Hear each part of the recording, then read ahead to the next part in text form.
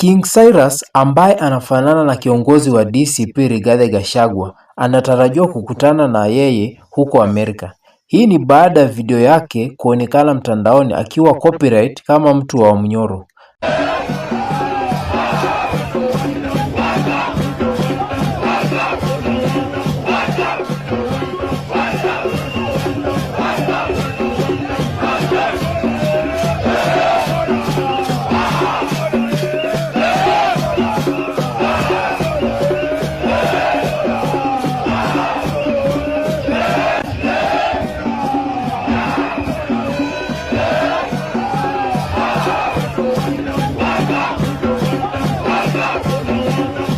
Gachagua yuko kwa ziara ya siku 50. Ziara yake ni ya kisiasa na kujipumzisha huku akipanga kuzuru miji tofauti.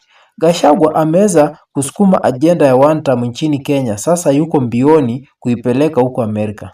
Akiwa ameongozana na mke wake Pastor Dorcas na wafuasi wake wengine wa DCP.